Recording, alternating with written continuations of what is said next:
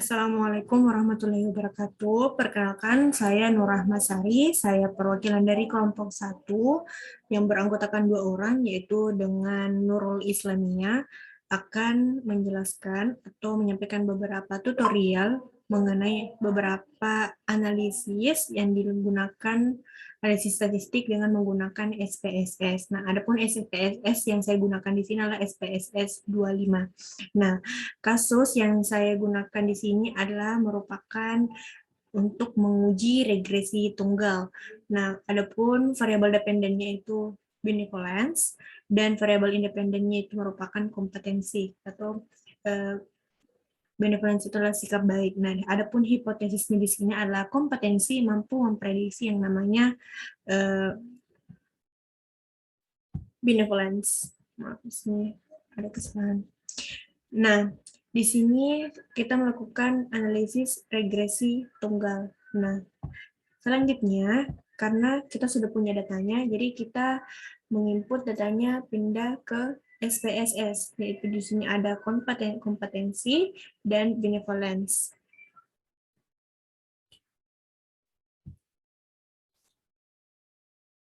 Nah, teman-teman sekalian, sebelum kita melakukan yang namanya regresi tunggal, maka yang harus kita lakukan terlebih dahulu adalah uji normalitas datanya atau normalitas residual dan melakukan uji linearitas.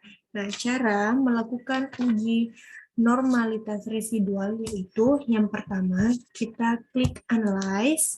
Setelah kita klik analyze, regression, terus linear. Nah, kita sudah masukkan di sini variabel dependen dan independennya. Setelah itu kita save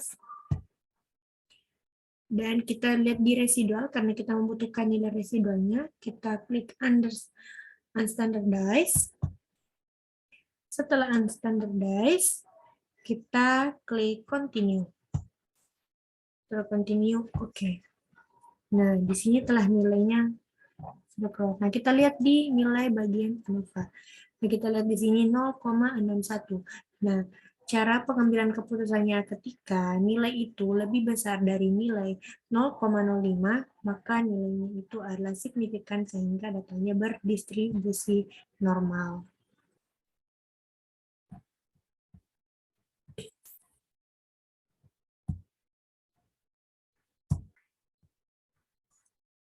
Nah, selanjutnya setelah kita melakukan uji normalitas residual, maka dilakukanlah uji linearitas. Nah, uji linearitasnya itu dengan mengklik analyze. Setelah kita klik analyze, kita cari compare means.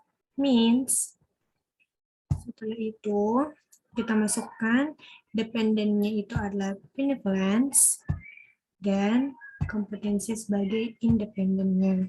Nah, setelah kita masukkan, kita klik option. Setelah itu option, kita mencari yang namanya test for linearity. Nah, setelah itu kita continue dan kita klik OK.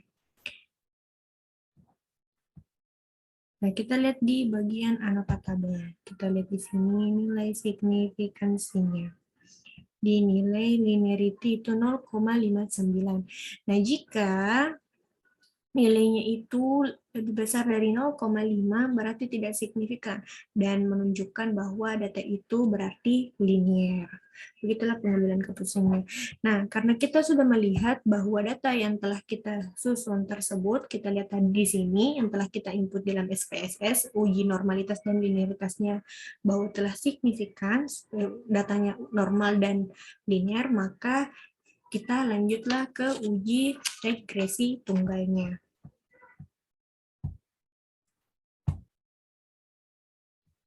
Baik teman-teman, karena telah kita lakukan uji normalitas residual dan uji linearitas, maka kita lanjutlah ke uji regresi tunggal. Nah, caranya adalah tutorialnya itu klik analyze. Setelah kita klik analyze, kita klik regression. Setelah regression, kita klik linear. Setelah linear, kita sudah masukkan variabel dependen dan independennya. Nah, tidak berlama-lama, kita langsung klik OK. Nah, kita lihat pada nilai ANOVA. Nah, di sini pada nilai output ANOVA kita melihat nilai signifikansinya itu adalah 0,61. Apabila nilainya lebih kecil dari 0,01, maka nilainya itu signifikan, maka bisa dikatakan mampu memberikan sumbangan, mampu memberikan prediksi antara variabel yaitu kompetensi memprediksi benevolence, tapi ternyata nilainya tidak signifikan, jadi ternyata bisa dikatakan bahwa kompetensi itu tidak memberikan prediksi terhadap benevolence. Nah, kita juga lihat dari nilai R-square-nya. Nilai R-square-nya di sini terlihat pada 0,23 di model summary. Jadi bisa dikatakan hanya sekitar 0,23% itu bahwa ini merupakan sumbangan efektif dari variabel tersebut, atau dalam jurnal internasional biasa dikatakan sebagai variant explain. Jadi itulah beberapa hal yang bisa diketahui bagaimana cara melakukan uji regresi tunggal. Jadi kita lakukan dulu uji normalitas dan uji normalitas residual, uji linearitas. Nah, setelah keduanya telah terpenuhi, kita lanjut ke regresi tunggal. Ketika nilainya lebih kecil dari 0,01, itu maka akan nilainya signifikan sehingga HA diterima dan H0 ditolak. Sekian untuk mengenai uji regresi tunggal menggunakan SPSS. Saya dari Nur Rahmasari mengucapkan Assalamualaikum warahmatullahi wabarakatuh. Assalamualaikum warahmatullahi wabarakatuh. Selanjutnya kita akan ke analisis regresi ganda. Nah, di mana sebelum kita mau regresi, kita sebelumnya itu tahu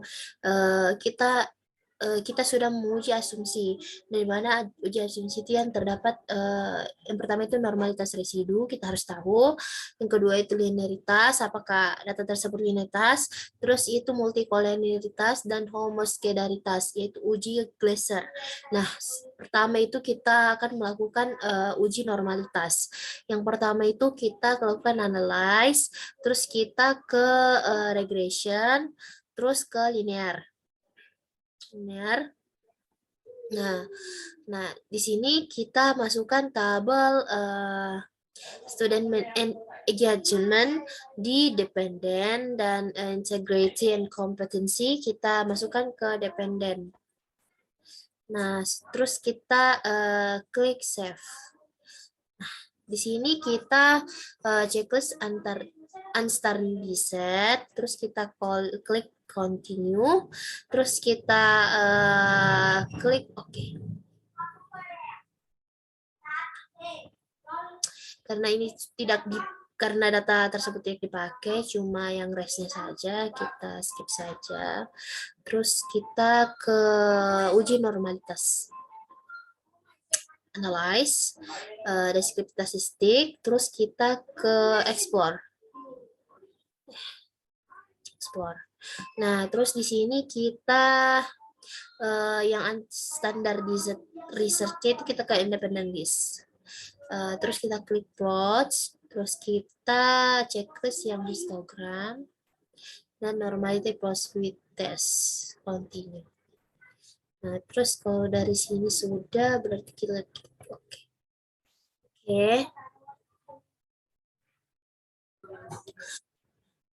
Ini untuk test of normality-nya di sini terstandar dengan normal karena di bawah dari 0,05 yang subfield-nya. Nah, selanjutnya kita ke uji linearitas. Di mana uji linearitas itu kita klik analyze, terus compare mean, terus means. Nah, di sini kita masukkan tabel yang mana ya? yang under stress itu apa nih? Yang student attachment, kita ke dependent list, dan integrity kompetensi itu kita ke independent list. Nah, terus kita klik ke option, terus kita klik yang test formularity, ke continue. Oke. Oke.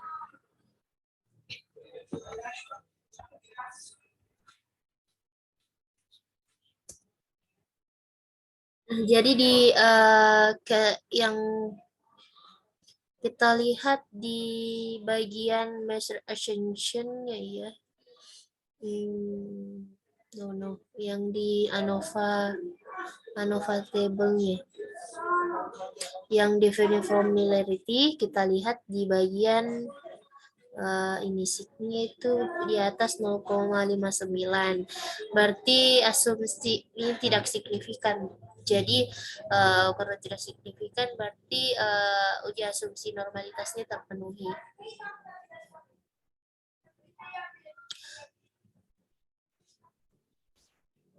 Yang di bagian student attachment itu terpenuhi.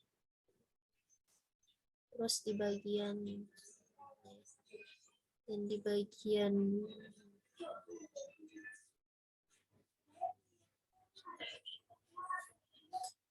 yang integritinya itu dia di atas 0,05, berarti dia juga itu tidak signifikan. Yang di kompetensinya juga dia tidak signifikan di atas 0,5, berarti asumsi normalitasnya terpenuhi. Kita ke selanjutnya uji multikolineritas.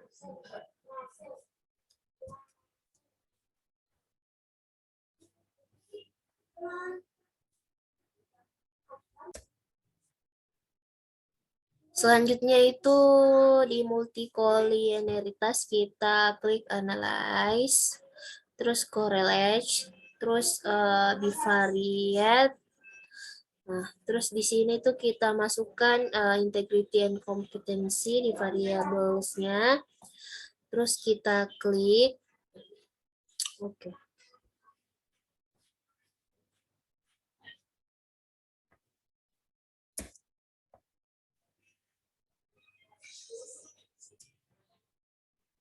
Nah, di sini kita lihat di correlation-nya. Itu correlation-nya itu di bagian percent correlation, di mana dia itu kan multikolineritas itu kalau nilai R-nya itu di atas 0,8 berarti aman dan tidak terjadi multikolineritas dan ujian Nah, jadi di sini itu kan di atas, di bawah 0,8 berarti itu terjadi itu apa lagi namanya JR-nya ya di ini ya di atas ini tuh berarti dia itu terjadi multikoleritas. Di sini di bawah sini itu dia yang integritinya itu berarti dia tidak ya. Nah, jadi aman ya. Menurut saya ini aman, datanya sudah aman. Jadi kita Jadi selanjutnya kita masuk ke uji asumsi terakhir, yaitu uji homoskedaritas,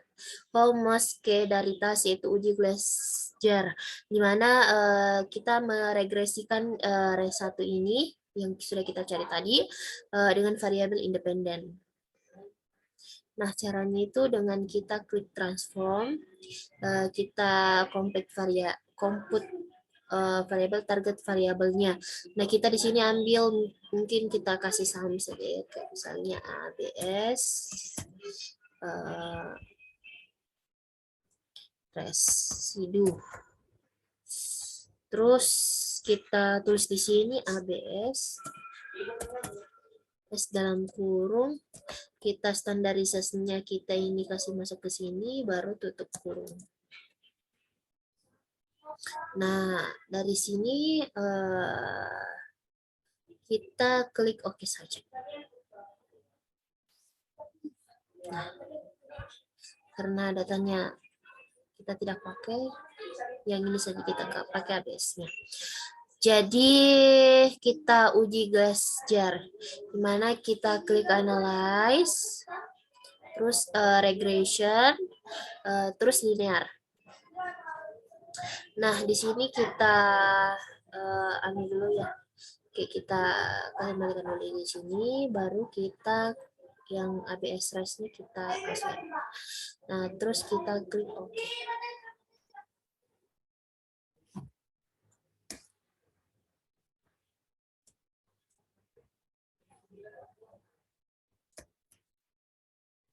Nah, di sini kita lihat di model sumerinya.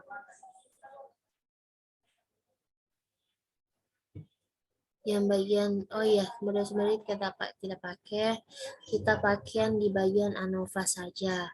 Nah, lihat di homogenitas ini di kalau misalnya nilai sigma di atas 0,79 berarti ada kecenderungan antara variabel-variabel tersebut. Jadi di sini ada kecenderungan karena di atas 0,05. Jadi di sini kita akan Jadi di sini ada kecenderungan dari dengan konstelasi kompetisi dan integrity. Selanjutnya kita melihat lewat scatter plots-nya.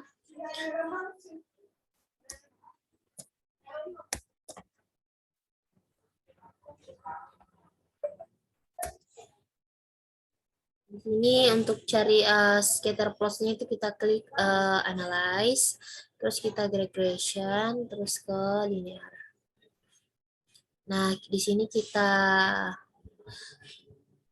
kembalikan dulu yang habis seleksi ke student engagement. Terus kita klik plots. Terus kita kasih masukkan yang spread ke di variable Y, dan residunya kita masukkan pada X. Terus kita klik normal probability plot, terus kita klik continue. Klik OK.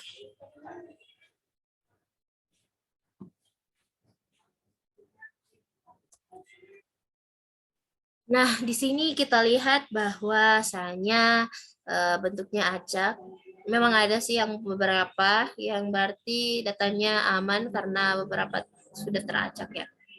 Tidak tentu juga.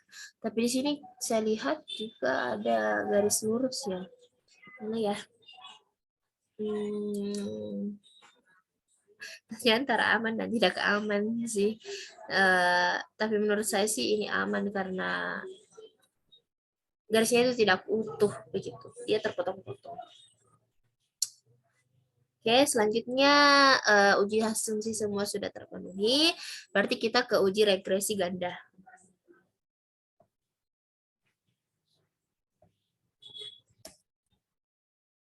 Ini kita klik analyze. Kita klik regression linear. Di sini kita klik karena ini sudah karena kita hipotesisnya sudah diketahui dan prediktornya sudah diketahui, kita klik enter. Terus selanjutnya kita klik statistik, terus kita centang yang estimate model fit, terus kita klik continue. Sorry. Kita klik yang ini yang descriptive, part and partial correlation, dan correlationality diagnostic. Terus kita klik continue, klik OK. Nah,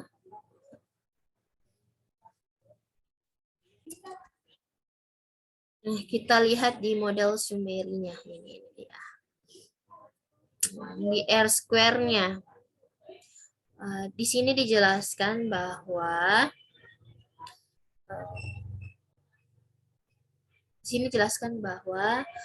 student engagement mampu dijelaskan oleh kompetensi dan integriti. Kan di sini R-square-nya itu dia di atas 0,5 R-nya. Ya kan? Sorry. Ini itu R-square-nya itu hasil dari hanya lagi peran antara independennya apakah sama-sama mempengaruhi atau tidak gitu. Jadi di sini mampu dijelaskan karena hasilnya itu 0,28 berarti student attachment-nya itu mampu dijelaskan oleh variabel kompetensi integrity. Terus kita ke tabel ANOVA-nya, di mana di sini kita lihat nilai SIG-nya. Karena sumbangan signifikan sumbangan 0,26 ini di atas 0,05 berarti dia itu tidak signifikan. Jadi kesimpulannya itu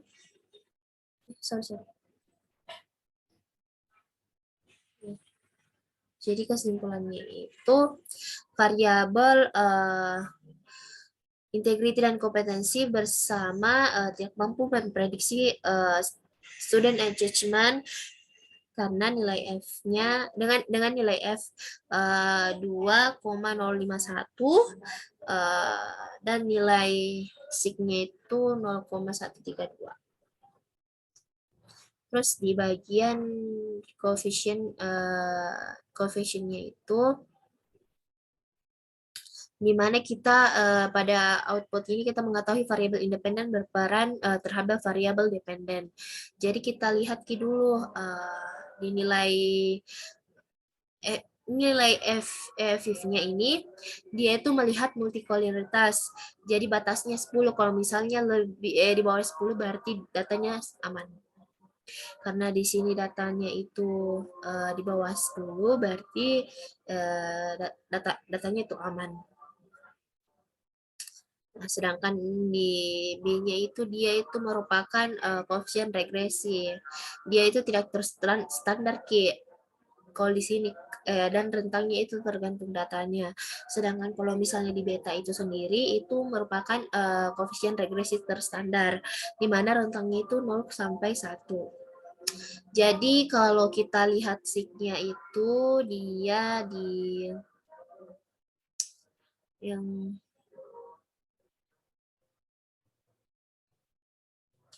karena di sini dia itu tidak signifikan, berarti integriti dan kompetensi tidak memiliki peran terhadap studi attachment. Jadi variabel independennya tidak memiliki peran penting dalam terhadap variabel dependennya sendiri. Nah, mungkin itu dari saya tentang uji regresi ganda. Kurang dan lebihnya mohon dimaafkan. Wassalamualaikum warahmatullahi wabarakatuh.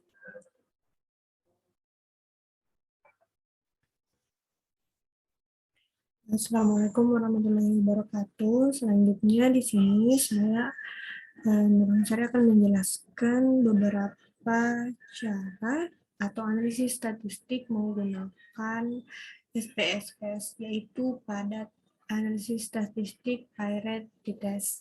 Nah, adapun kasus di sini merupakan variabel dependennya itu kompetensi, variabel independennya itu waktu, itu di mana apakah kita ingin melihat kompetensi itu ada perbedaan sebelum pelatihan dan kompetensi setelah pelatihan, dan analisisnya itu merupakan Paired t-test.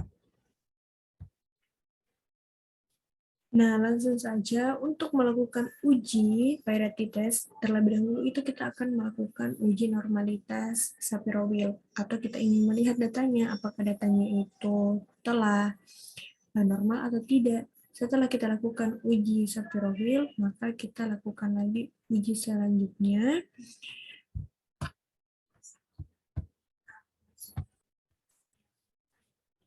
yaitu uji homogenitas, lalu dilakukanlah uji variety test. Nah, di sini terlihat bahwa saya sudah memasukkan datanya di dalam SPSS, bahwa bisa memasukkan data sebelum dan setelah, yaitu labelnya setelah kegiatan itu dilakukan, kegiatan pelatihannya, atau pre dan postnya. Nah, sini ada data view. Nah, di sini sudah saya masukkan datanya, jadi langsung saja untuk melakukan uji Shapiro-Wilk yang pertama itu adalah kita mengklik analyze. Setelah kita klik analyze, kita descriptive statistik. Setelah descriptive statistik explore, kita masukkan semuanya ini ke dalam dependent list. Setelah kita masukkan semua ke dalam, kita klik plot. Setelah plot, kita checklist di bagian normality plots with test, dan setelah itu kita continue. Setelah continue, kita klik OK.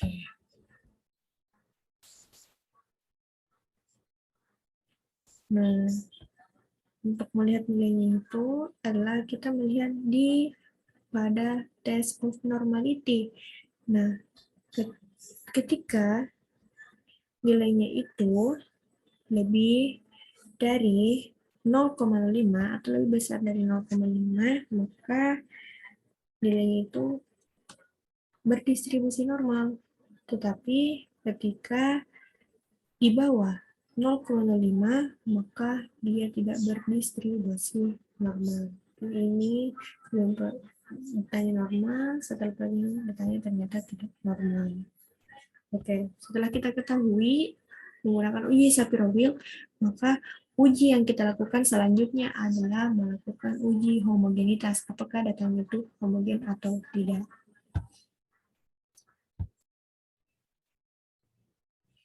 Selanjutnya, kita akan lakukan uji homogenitas. Jadi, kalau kita ingin melakukan uji homogenitas, yaitu kita input di mana kita memberikan labeling di sini masing-masing. Saya sudah masukkan datanya. Di value, saya sudah juga memberikan kode bahwa data dari data awal dan data akhirnya. Nah, langsung saja untuk mengujinya, setelah kita input datanya, itulah kita klik analyze. Setelah kita klik analyze, kita cari compare means, terus kita klik one way ANOVA. Setelah one way ANOVA, dependent listnya kita masukkan hasilnya di hasil ini di faktor.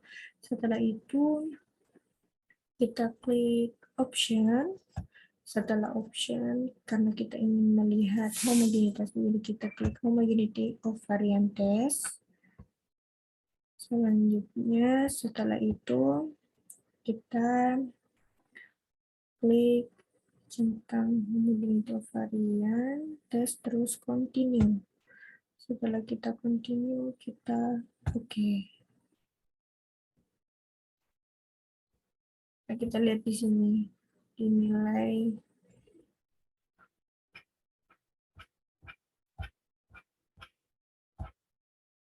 signifikannya. Nah,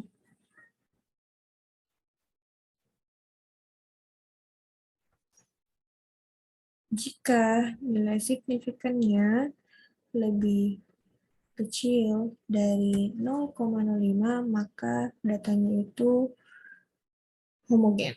Tapi kalau lebih besar dari 0,0, datanya lebih besar dari 0,5, maka dia homogen. Ketika lebih kecil dari 0,5, maka dia tidak homogen. Nanti dilihat dia lebih kecil dari, jadi tidak homogen. Nah, langsung saja setelah kita melakukan uji homogenitas, maka kita lakukan uji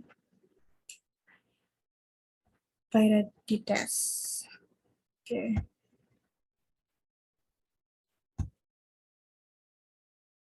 Baik teman-teman, selanjutnya di sini kita sudah melakukan uji Shapiro-Wilk dan uji homogenitas. Nah, selanjutnya adalah kita ingin menguji parititasnya.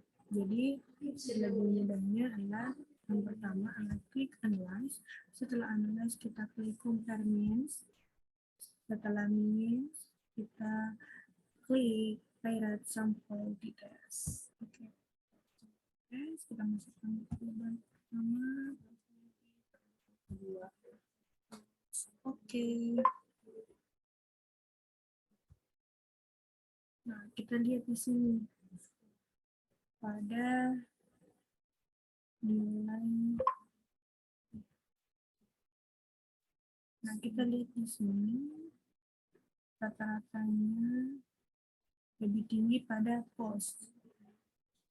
Dan kita lihat pada parentitas apabila nilainya dari 0,01 lebih kecil, pengambilan keputusan apabila lebih kecil dari 0,1 maka ini signifikan bahwa bisa dikatakan dari kasus tadi bahwasanya kompetensi itu akan meningkat ketika dilakukan pelatihan. Ada perbedaan kompetensi setelah pelatihan dari dan juga ada perbedaan kompetensi sebelum pelatihan. Jadi di sini kita lihat HA diterima dan HA ditolak. Nah, kita lihat dari nilai means-nya. Nilai means ini ternyata memang lebih besar dari nilai post-nya. Jadi memang ada peningkatan. Nah, begitulah cara simpel untuk melakukan parent sample test. Jadi sekian mengenai tutorial parent sample test. Saya ucapkan Assalamualaikum warahmatullahi wabarakatuh.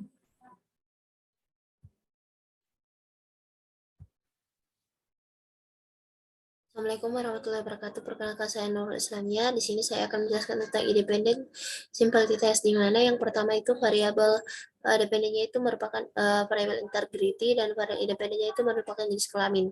Jadi hipotesisnya itu ada perbedaan integrity antara laki-laki dan perempuan. Nah, di mana di sini saya akan menganalisis tentang independent simple test. Yang pertama itu di sini saya telah memiliki data, yaitu data gender dan data integritas. Nah, sebelum itu untuk data gender sendiri saya ubah dari value karena di data view-nya itu saya ambil laki-laki dan perempuan, kita beri angka 1 untuk label laki-laki. Nah, kita lihat. Nah, untuk angka 2 itu kita labelkan perempuan.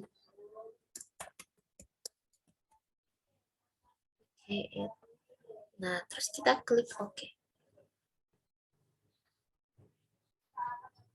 Nah, karena telah di sini, nah jadi lihat sini gender laki-laki, perempuan. Nah, ini integritas sesuai data. Nah, untuk analisis independent sample test-nya itu kita klik analyze, terus compare means. Nah, terus itu independent sample test. Nah, di sini di mana gender kita masukkan ke grup variabel, terus integritas itu kita masukkan ke variabel X. Nah, terus kemudian kita klik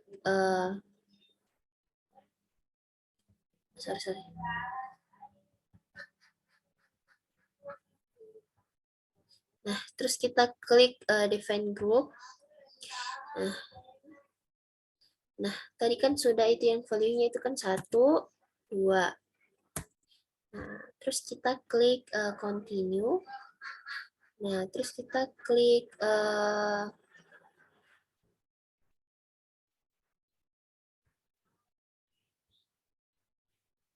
Oke. Bukan. kita klik box, kita klik option, kita biarkan saja gini ya, kita klik continue, terus kita klik saja oke. Nah, ini sudah ada. Oke, sudah ada.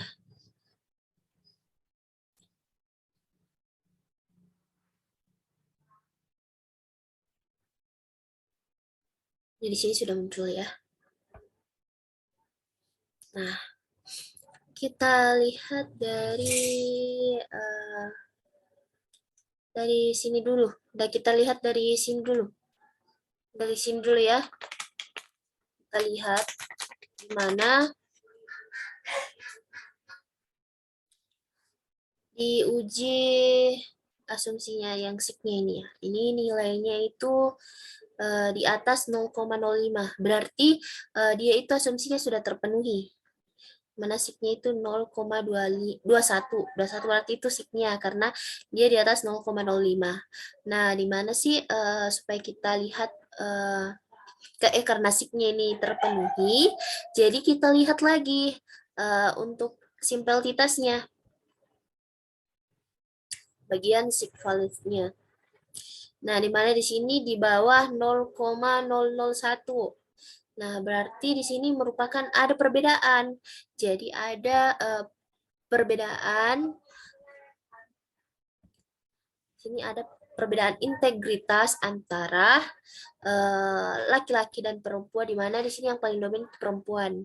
Itu yang perempuan itu 27,24000, sedangkan laki-laki itu 26,8909. Jadi adanya perbedaan integritas antara perempuan dan laki-laki.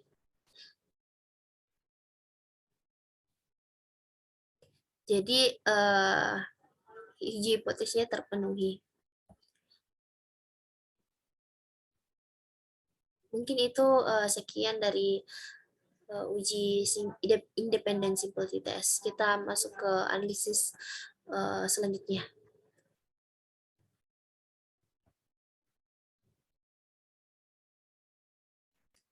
Baik, selanjutnya di sini saya akan melakukan lagi uji statistik, yaitu uji one way ANOVA. Nah, uji one way ANOVA ini di sini kita ingin melihat bagaimana sih perbedaan kompetensi mahasiswa psikologi, agroteknologi, dan statistika setelah melakukan pelatihan. Nah, di sini variabel dependennya kompetensi, variabel dependennya itu dari jurusan mahasiswanya, psikologi, agroteknologi, dan statistika. Kita ada di sini hipotesisnya ada perbedaan kompetensi sebelum pelatihan dan kompetensi setelah pelatihan antara mahasiswa psikologi, agroteknologi, statistika, dan analisis yang digunakan adalah menggunakan uji one way ANOVA. Nah, langsung saja karena sebelumnya saya sudah melakukan uji normalitas dan datanya sudah saya ujikan. Jadi kita lanjut ke uji one way ANOVA. Nah, di sini kita juga akan mengeluarkan nanti hasil uji homogenitasnya. Karena syarat yang utama itu yang harus dipenuhi adalah sebelum melakukan uji one way ANOVA, maka kita lakukan terlebih dahulu uji homogenitas dan juga uji normalitas. Uji normalitas terlebih dahulu dan lalu uji homogenitas. Nah, langsung saja untuk mengefisienkannya itulah kita klik analyze.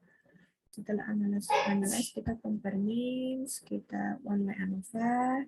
Setelah one way ANOVA, nah dan di sini kan value seperti ini. Kita masukkan masing-masing sini semuanya. Terus kita langsung ini kita klik OK. Karena di sini ada banyak, tapi kita klik terus option, second option. Kita ingin melihat deskriptifnya, dan homogenitasnya. Karena tadi yang sudah terpakai. Di sini kita lihat inputsnya juga bisa. Oke, setelah itu kita lihat sudah option, sudah juga deskriptifnya. Jadi kita oke. Nah, di sini hasilnya sudah ada. Nah, kita lihat nilai deskriptif masing-masing range-nya ada berapa. Dan selanjutnya di sini juga ada homogenitasnya. Nah, ternyata di sini kalau kita ketahui kan kalau nilainya lebih besar dari 0,5 itu homogen. Kalau lebih kecil dari 0,05 itu tidak homogen. Dan di sini kita lihat di sini semuanya lebih besar dari 0,5, jadi datanya itu homogen. Nah, di sini selanjutnya ujian banyak. Nah, ternyata kalau kita ingin melihat jika nilai signifikansi lebih kecil dari 0,5 maka dikatakan signifikan. Jadi ada perbedaan antara kompetensi mahasiswa psikologi, agroteknologi, dan statistika jika kurang dari 0,5. Tapi ternyata kita lihat di sini nilai signifikansinya lebih dari 0,5. Jadi tidak ada perbedaan kompetensi. Jadi kita bisa ketahui bahwa hal itu ditolak. Nah, selanjutnya di sini di post-hoc bisa kita lihat masing-masing standar errornya, nilai minnya. Nah, jadi sekian itu yang bisa saya jelaskan bahwa cara mudah untuk melakukan one way ANOVA. Jadi pada dasarnya sebelum melakukan uji one way ANOVA, kita lakukan uji data itu yaitu dengan uji normalitas, uji homogenitas. Jika keduanya telah terpenuhi, maka kita lanjut ke uji one way ANOVA. Nah, salah satu hal yang biasa menjadi kontroversi dalam uji kalau ketika uji ANOVA-nya itu tidak apa ya datanya tidak normal walaupun sudah kita lakukan lagi. Jadi datanya itu tidak normal. Jadi jika data tidak berdistribusi normal, maka kita lakukan yang namanya transformasi data. Lalu kita uji normalitas ulang.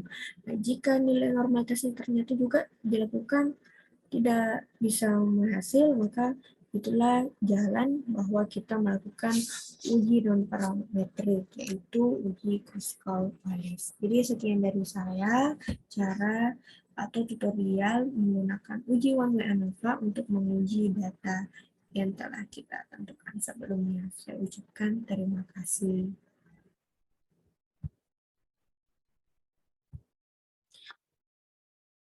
Baiklah, Assalamualaikum warahmatullahi wabarakatuh. Selanjutnya mungkin kita akan melakukan analisis ANOVA 2 jalur. Nah, di mana di sini saya telah memberikan data, membagi data yaitu hasil belajar siswa dengan perbuatan baik dengan agama dan gendernya. Di mana di variabel view-nya itu hasilnya itu saya beri label hasil belajar benevolence. Nah, untuk agama sendiri saya beri label perbedaan agama, yang gender itu merupakan jenis kelamin. Nah, di sini untuk value-nya kita di sini yang hasil belajar kita non karena dia tidak ada perbedaannya, tidak ada tingkatan. Nah, terus agama kita beri kita isi dulu, di mana untuk value 1 itu merupakan label Islam. Nah, untuk value 2 itu kita ambil label Kristen. Nah, untuk label 3 itu kita ambil lainnya saja ya, karena kita cukup 3 saja yang lainnya.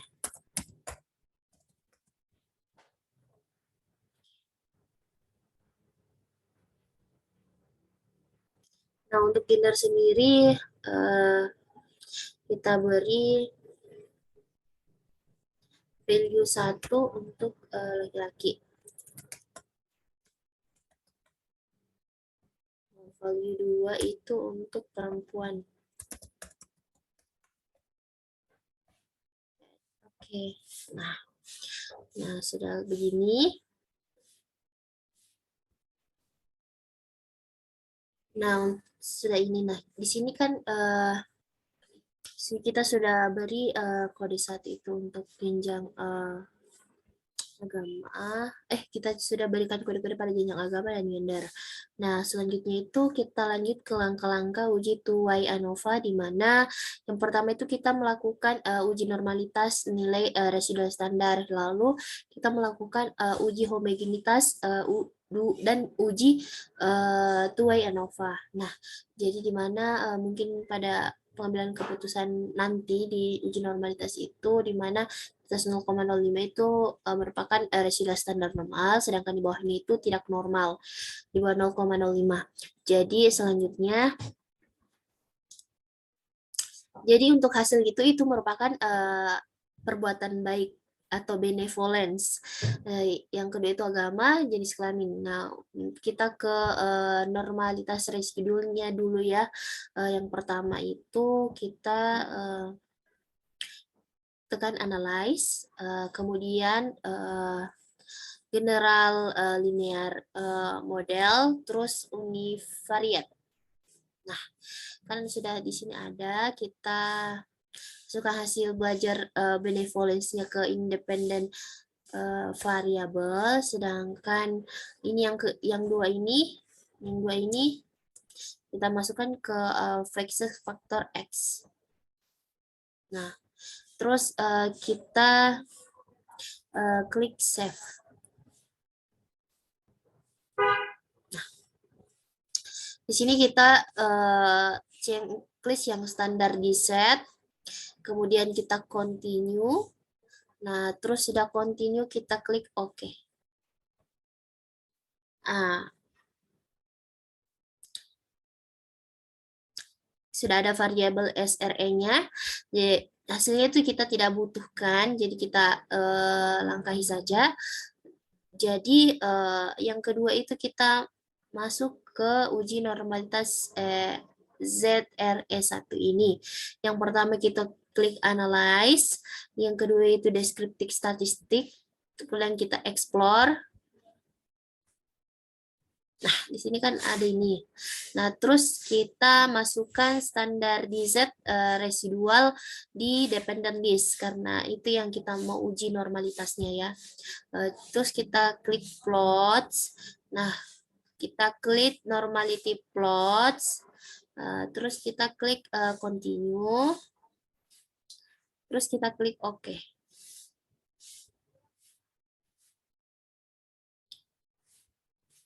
Baiklah.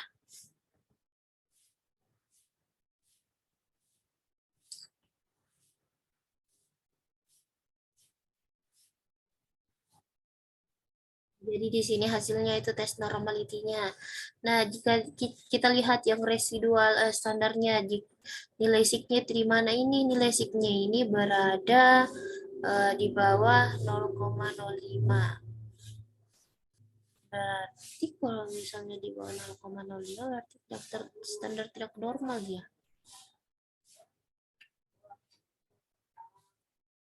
Jadi kalau misalnya dia standarnya tidak normal, berarti sebenarnya kita nggak bisa, atau kita bukan itu transformasi, tapi karena kita tidak berpatokan di sini, kita berpatokan ke cobaan analisisnya saja ya. Karena si residualnya tidak normal, nilainya di bawah 0,05.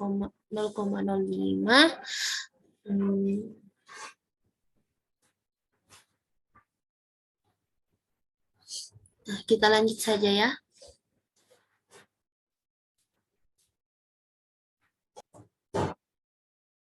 Nah, selanjutnya kita ke uji homogenitas atau tuai ANOVA, di mana kita klik analyze, terus univariate, general random model, univariate. Di sini kita save.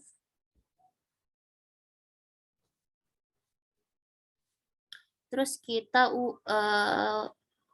hapus checklistnya standar di setnya, klik continue, terus kita klik option. Nah, di sini kita karena kita mau uji homogenitas, kita klik yang homogeneity dan deskripsi statistik supaya statistiknya keluar. Ya, terus kita klik continue. Nah, terus kita klik OK. Oke. Ini sudah keluar.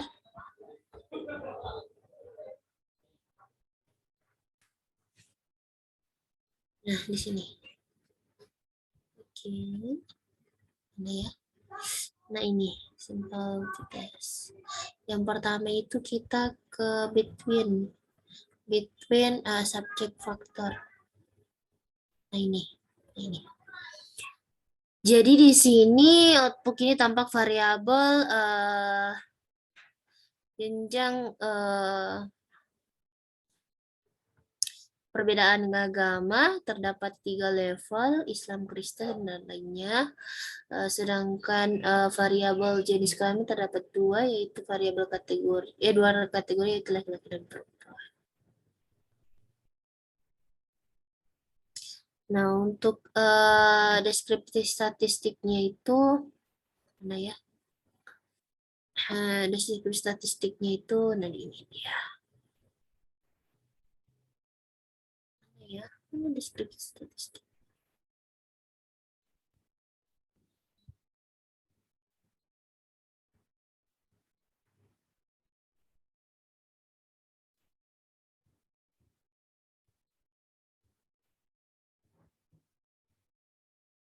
Ini dia. Untuk deskripsi statistiknya itu kita lihat dari data-data nilai MINS-nya itu. Nah, di mana hasil belajar perbuatan baik berdasarkan jenjang berdasarkan perbedaan agama dan jenis kelamin siswa. Di sini kita lihat ya perbedaannya. Contohnya itu kayak misalnya perbedaan antara yang agama Islam laki-laki, dia itu lebih perbuatan baiknya itu lebih dominan yang laki-laki dibandingkan yang perempuan dibandingkan laki-laki. Nah, terus kita ke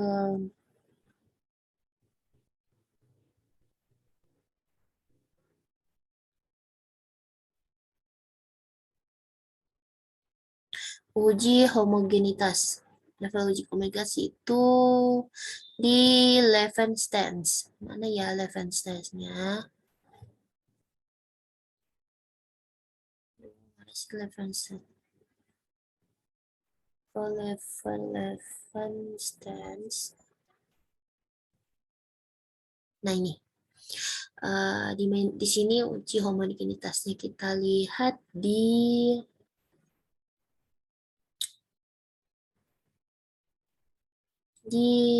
banyak sekali ya di sini di LASIK-nya.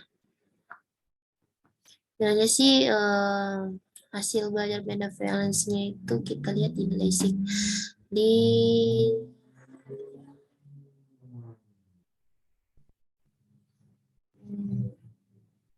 min-nya ini di atas 0,05, berarti dapat disimpulkan bahwa variabel hasil belajar perbuatan baik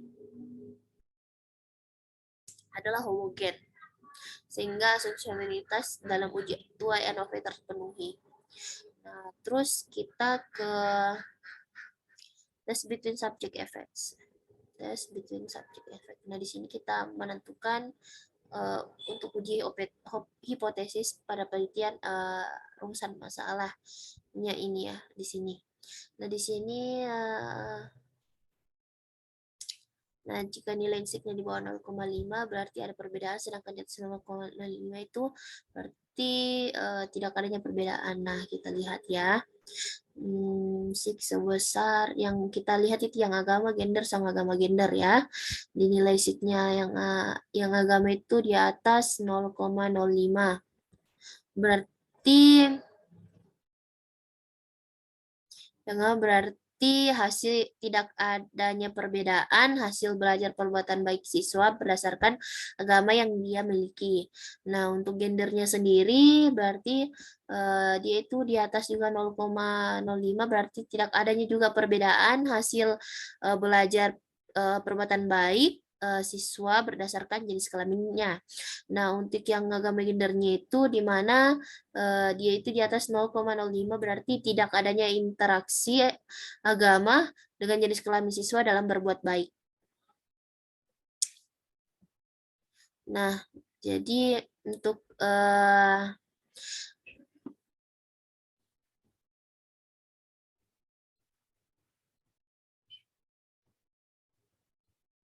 jadi itu dia hasil dari uji ANOVA 2 jalur. Mungkin kurang dan lebihnya mohon dimaafkan. Wassalamualaikum warahmatullahi wabarakatuh.